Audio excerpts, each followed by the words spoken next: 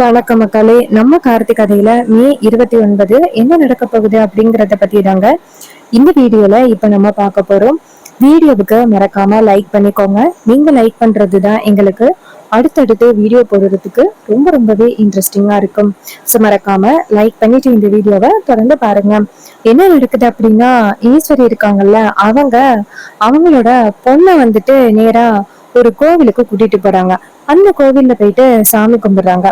அப்ப ரேவதிய அவங்களோட ஃப்ரெண்ட் ஒருத்தவங்க பாக்குறாங்க. அத பார்த்துட்டு ஈஸ்வரி ஷாக் ஆகுறாங்க. ரேவதி கிட்ட யாரும் பேசக்கூடாது அப்படின்னு நினைச்சேன்.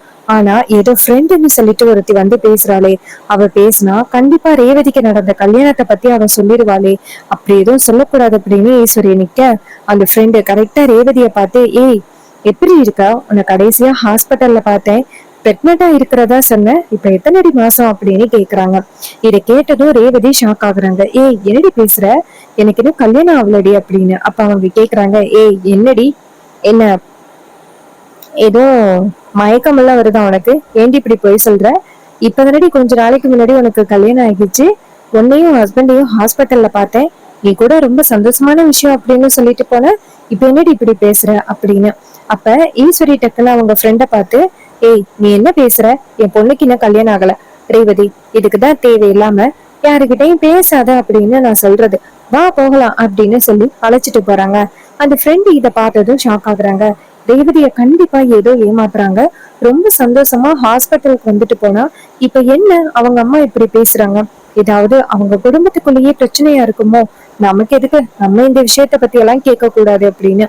அப்ப ரேவதி நேரா அவங்க அம்மாவை பார்த்து, அம்மா என்னம்மா இது, அவங்க என்னமோ சொல்றாங்களே அது உண்மையா அப்படின்னு. அதுக்கு ஈஸ்வரி சொல்றாங்க, இங்க பாரு ரேவதி, உன்னை யாரோ அப்படின்னு நினைச்சுக்கிட்டு அவ பேசுறா போல. ரேவதி கேக்குறாங்க, அம்மா அவ என்னோட ஃப்ரெண்டு தாம்மா, எனக்கு அவளை தெரியும், அதே மாதிரி அவளுக்கும் என்ன தெரிஞ்சிருக்கணும்ல, அவ எதுக்காக எனக்கு கல்யாணம் ஆகிடுச்சுன்னு சொன்னா, அதுவும் நான் பிரெக்னண்டா இருக்கேன் அப்படின்னு வேற சொல்றா. அம்மா எனக்கு என்னமோ அவ சொல்றது உண்மையா இருக்குமோன்னு தோணுது, ஏதோ ஒரு விஷயம் என்கிட்ட இருந்து ரொம்ப டிஸ்டன்ஸ்ல இருக்கு அப்படின்னு தோணுது, ஆனா என்ன விஷயம் அப்படின்னு தெரியல, ஏதோ ஒரு விஷயத்த நான் கொஞ்சம் மறந்துட்டு இருக்கேன் அப்படின்னு ஆரம்பத்துல இருந்தே என் மனசு சொல்லிக்கிட்டே இருக்கு, ஆனா அது எந்த விஷயம் அப்படின்னு தான் எனக்கு இன்ன வரைக்கும் சரியா புரியல, எனக்கு என்னமோ இதாதான் இருக்குமோ அப்படின்னு தோணுது. ஈஸ்வரி கேக்குறாங்க, ஏய் இங்க பாரு, கண்டபடி நீ வளராத, வா போகலாம் அப்படின்னு சொல்லி கூட்டிட்டு போறாங்க. அப்ப ரேவதி வீட்டுக்கு போனதுக்கு பிறகு ஒரே குழப்பமா இருக்காங்க. ஈஸ்வரி இதை பார்த்துட்டு டென்ஷன் ஆகுறாங்க. இதுக்குதான் இவளை எங்கேயும் கூட்டிட்டு போக கூடாது அப்படின்னு நினைச்சேன், போனா கண்டிப்பா யாராவது ஏதாவது பேசுவாங்க அப்படின்னு. அதே மாதிரி ஒருத்தி தேவையில்லாம பிரச்சனையை கிளப்பி விட்டுட்டா, இப்ப என்ன பண்றது அப்படின்னு ஈஸ்வரி யோசனையில இருக்காங்க.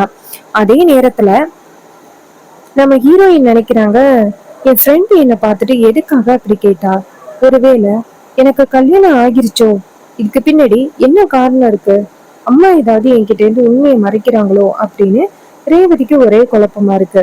அப்பதான் வெளியில ஒரு அனௌன்ஸ் போறதா பாக்குறாங்க. என்னன்னா அவங்க என்ன சொல்றாங்க அப்படின்னா, கோயில் திருவிழா பக்கத்து ஊர்ல நடக்குது அப்படின்னு சொல்லி அனௌன்ஸ் பண்ணிக்கிட்டு போறாங்க. அந்த கோவில் திருவிழாவை சேதுபதி ஐயா தான் சிறப்பா நடத்துறாரு அப்படின்னு சொல்லி அனௌன்ஸ் பண்ணிட்டு போறாங்க. இதை கேட்டதும் ரேவதிக்கு செம்ம ஹாப்பி.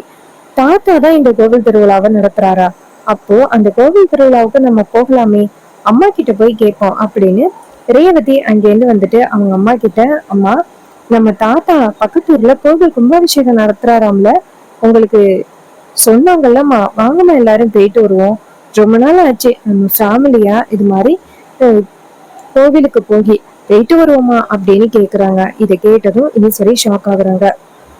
அப்போ ராஜா கேக்குறாரு, ஈஸ்வரி நம்ம பொண்ணு ரொம்ப ஆசையா தாத்தாவோட கோவில் கும்பாபிஷேகத்துக்கு போகணும் அப்படின்னு ஆசைப்படுறா, நீ என்ன இப்படி வேடிக்கை பார்த்துக்கிட்டு இருக்க, சரின்னு சொல்லு அப்படின்னு.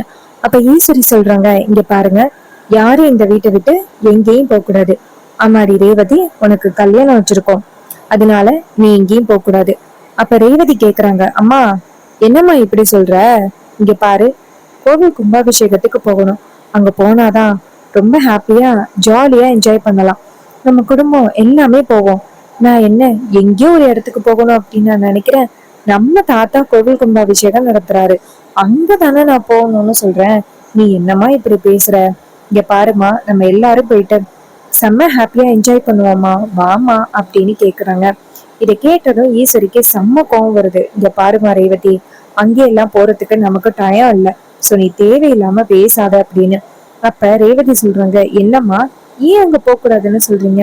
ஒருவேளை அங்க ஏதாவது உங்களுக்கு முக்கியமான விஷயம் கஷ்டப்படுத்துதா, இன்னும் தாத்தா மேல நீங்க கோவமா தான் இருக்கீங்களா அப்படின்னு கேக்குறாங்க. இதை கேட்டதும் ஈஸ்வரிக்கு எந்த பதிலுமே சொல்ல முடியல. ஈஸ்வரி சொல்றாங்க, சேச்சா அப்படியெல்லாம் இல்லையே, நான் ஏன் உன் தாத்தா மேல கோவப்பட போறேன்? இப்போ ரெண்டு குடும்பமும் உண்மை சேரணும் அப்படிங்கிறதுக்காக தானே நான் உங்க ரெண்டு பேருக்கும் இந்த கல்யாண ஏற்பாடுகளையே பண்ணியிருக்கேன். அதனால நீ தப்பா நினைக்காத, அப்படியெல்லாம் எதுவும் இல்லை அப்படின்னு ரேவதி கேக்குறாங்க. அப்படியெல்லாம் எதுவும் இல்லை அப்படின்னா நீங்க ஏன் வந்துட்டு கும்பாபிஷேகத்துக்கு வரமாட்டேங்கிறீங்க? அம்மா, அப்பா வந்துட்டு அந்த கோவில் கும்பாபிஷேகத்துக்கு போகணும், அங்க போயிட்டு தாத்தா கூட உட்கார்ந்து அந்த பூஜையை பண்ணணும், சரின்னு சொல்லி ஒத்துக்கிடுங்கம்மா. உடனே ஈஸ்வரி யோசிக்கிறாங்க, இவகிட்ட இதுக்கு மேலையும் நம்ம முடியாது அப்படின்னு சொன்னா கண்டிப்பா இவ ஏதாவது ஒரு வகையில பிரச்சனை பண்றதுக்கு வாய்ப்பு இருக்கு. சோ நம்ம இப்போதைக்கு இவகிட்ட சரின்னு சொல்லிடுவோம் அப்படின்னு நேரா ரேவதி கிட்ட சரி நம்ம கோவில் கும்பாபிஷேகத்துக்கு போகலாம் அப்படின்னு சொல்றாங்க. இதை கேட்டதும் ரொம்பவே சந்தோஷப்படுறாங்க ரேவதி. அப்போ கலா வில்லி இதையெல்லாம் பார்த்துட்டு ஷாக் ஆகுறாங்க.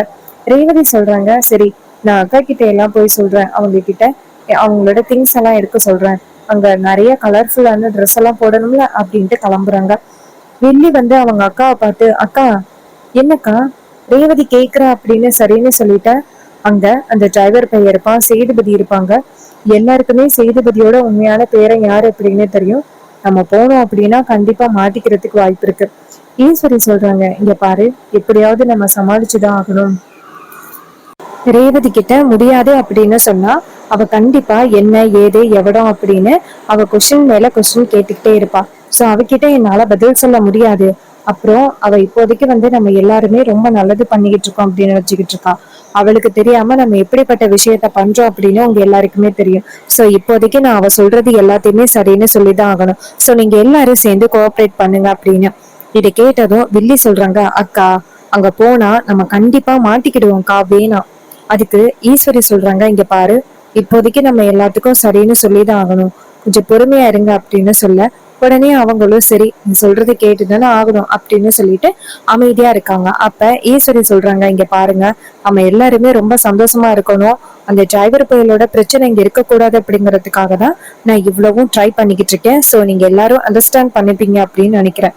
அப்ப கலா சொல்றாங்க, இங்க பாருங்க அத்தை, நீங்க போங்க, கண்டிப்பா வந்துட்டு என் அண்ணன் எல்லாத்தையும் சமாளிச்சிருவான், நீங்க கவலைப்படாதீங்க அப்படின்னு சொல்ல ஈஸ்வரி சொல்றாங்க சரி அப்படின்னு. அதுக்கப்புறம் ராஜா வந்துட்டு நேரா ஹீரோவுக்கு ஃபோன் பண்றாங்க. ஹீரோ ஃபோன் அட்டன் பண்ணி சொல்லுங்க அப்படின்னு சொல்ல ராஜா சொல்றாரு, மாப்பிள்ள ரேவதி இருக்கால, அவ ஈஸ்வரி கிட்ட போயிட்டு சரியான பிடிவாதம் பண்ணிட்டா, கோவில் கும்பாபிஷேகத்துக்கு நான் பந்தே ஆவேன் அப்படின்னு. உடனே ஈஸ்வரியும் சரி அப்படின்னு சொல்லிட்டா.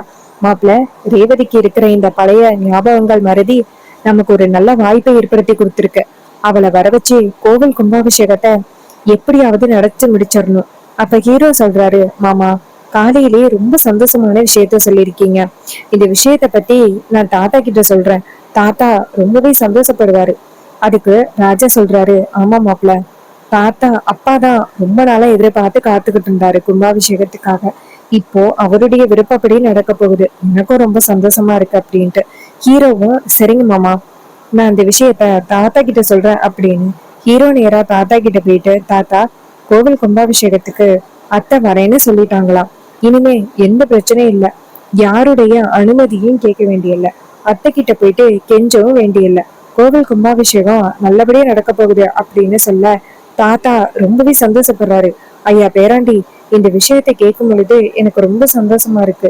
எங்க அந்த ஈஸ்வரியோட அந்த கோபத்தாலையும் வைராகியத்தாலையும் அவ கோவில் கும்பாபிஷேகத்துக்கு உன் மாமனை விடமாட்டாளோ அப்படின்னு எனக்கு ரொம்பவே பயம் வந்துருச்சு. ஆனா கடைசி நேரத்துல அவ அனுப்புறேன்னு சொன்னது எனக்கு ரொம்ப சந்தோஷமா இருக்கியா? அப்ப ஹீரோ சொல்றாரு, ஆமா தாத்தா, எனக்கும் ரொம்ப ஹாப்பியா இருக்கு. அத்தை எப்படி வர வைக்கிறது அப்படின்னு நானே ரொம்ப குழம்பி போயிருந்தேன். கடைசி நேரத்துல அத்தை வரேன்னு சொன்னது எனக்கு ரொம்பவே சந்தோஷமா இருக்கு அப்படின்னு சொல்லிட்டு பேசுறாங்க. அப்ப ஹீரோ என்ன பண்றாருன்னா ரொம்பவே ஹாப்பி ஆகுறாரு. இன்னொரு பக்கம் மறுநாள் காலை கோவில் கும்பாபிஷேகம், எல்லாரும் சேர்ந்து கும்பாபிஷேகத்துக்கு கிளம்புறாங்க. ஈஸ்வரி நேரா மருதுவை பார்த்து, இங்க பாரு, நீ இன்னைக்கு கோவில் கும்பாபிஷேகத்துக்கு வர வேண்டாம். சோ நீ வந்த அப்படின்னு யாருக்காவது உண்மை தெரியறதுக்கு வாய்ப்பு இருக்கு.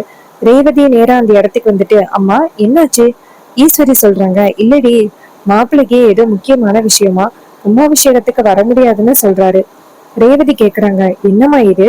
இவருடைய சொந்த வீட்டுல கும்பாபிஷேகம் நடக்குது, இவர் வர முடியாதுன்னு சொல்றாரு. இங்க பாருங்க, எந்த வேலையா இருந்தாலும் ஒதுக்கி வச்சுட்டு நீங்க கும்பாபிஷேகத்துக்கு வரணும், வாங்க போகலாம் அப்படின்னு சொல்லிட்டு மருதுவ கூப்பிடுறாங்க. மருதுக்கு என்ன பண்றேனே தெரியல. அவரு போயிட்டு கார்ல உட்கார்றாரு. ஈஸ்வரி இதை பார்த்துட்டு, இவன் வந்தா கண்டிப்பா பிரச்சனை ஆகுமே அப்படின்ட்டு கிளம்புறாங்க. எல்லாரும் சேர்ந்து கும்பாபிஷேகத்துக்கு போறாங்க. அங்க போயிட்டு கார்ல இறங்குனதோட ஊர் மக்கள் எல்லாருமே வந்துட்டு ஈஸ்வரிய வரவேற்கிறாங்க. ஆனா அந்த மருதுவ கண்டுக்கவே இல்லை. ரேவதிக்கு அதுலயே சந்தேகம் வருது. என்னது, எல்லாரும் அம்மாவை தான் வாங்க வாங்கன்னு சொல்றாங்களே தவிர்த்து இந்த ஊருக்கு இவ்வளவு நல்லது பண்ணியிருக்காரு இவரு, இவரை யாரும் வாங்கன்னு சொல்ல மாட்டேங்கிறாங்களே அப்படின்னு ரேவதி பாக்குறாங்க.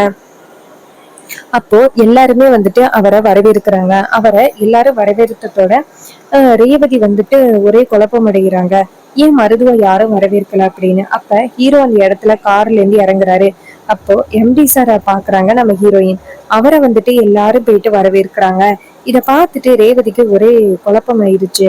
உண்மையான பேரனை யாருமே வந்து வரவேற்கல, ஆனா எம்டி சாரை வரவேற்கிறாங்க அப்படின்னு.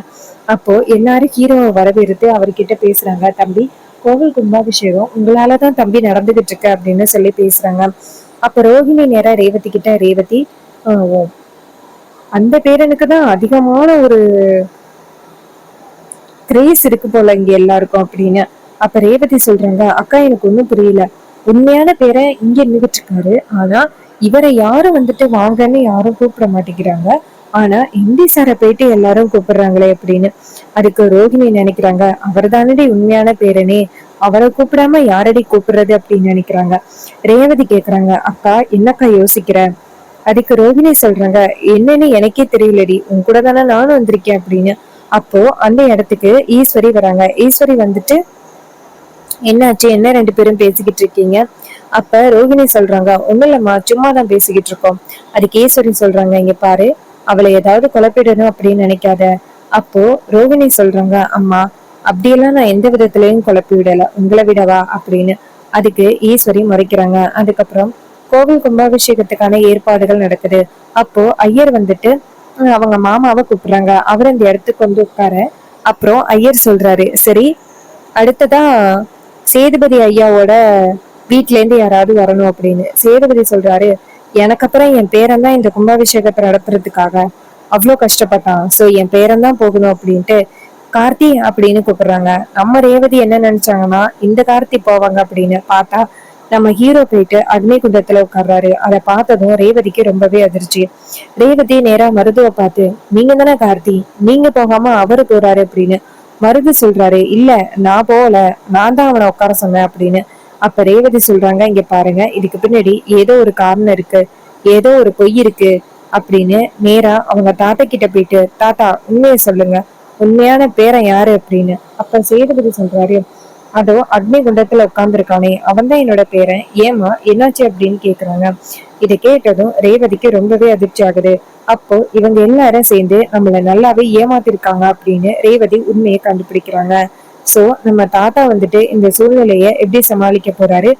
ஈஸ்வரிக்கு வந்துட்டு ரொம்பவே அதிர்ச்சி ஆகிருக்கும். நம்ம பெத்த பொண்ணுக்கு நம்ம பண்ண காரியம் தெரிஞ்சு போச்சு அப்படின்னு ஈஸ்வரிக்கு ரொம்பவே ஷாக்கிங்கா இருக்கும். இதை ஈஸ்வரி எப்படி சமாளிக்க போறாங்க, இது எல்லாம் அப்கமிங் எபிசோடுல ரொம்பவே இன்ட்ரெஸ்டிங்கா நடக்க போகுது. ஸோ இதே மாதிரி இன்னுமே அப்டேட்ஸ் நம்ம சேனல்ல நீங்க தொடர்ந்து பார்க்கணும் அப்படின்னு நினைச்சீங்கன்னா நம்ம சேனலை மறக்காம சப்ஸ்கிரைப் பண்ணிட்டு பக்கத்துல உள்ள பெல் ஐகானையும் கிளிக் பண்ணி ஆல்னு செட் பண்ணிக்கோங்க. அப்பதாங்க அடுத்தடுத்து வீடியோஸ் போடும் பொழுது உங்களுக்கு நோட்டிபிகேஷன் தொடர்ச்சியா வரும், பார்க்கலாம். ஸோ நம்ம கிட்ட ஹேர் கிளிப்ஸ் அண்ட் ஆக்சசரிஸ் எல்லாமே அவைலபிளா இருக்கு. 5 ரூபீஸ்லேருந்து 10 ரூபீஸ் வரைக்கும் நம்ம கிட்ட அவைலபிளா இருக்கு. எந்த ஹேர் கிளிப்ஸ் வேணும் அப்படின்னா கமெண்ட்ல ஹாய்னு மெசேஜ் பண்ணுங்க. இந்த ப்ராடக்ட்டை எப்படி பை பண்றது அப்படிங்கிறத பத்தி உங்களுக்கு சொல்றேன். நேச்சர் சம்பந்தமான வீடியோஸ் பிடிக்கும் அப்படின்னா நம்ம சேனலை தொடர்ந்து ஃபாலோ பண்ணிக்கோங்க.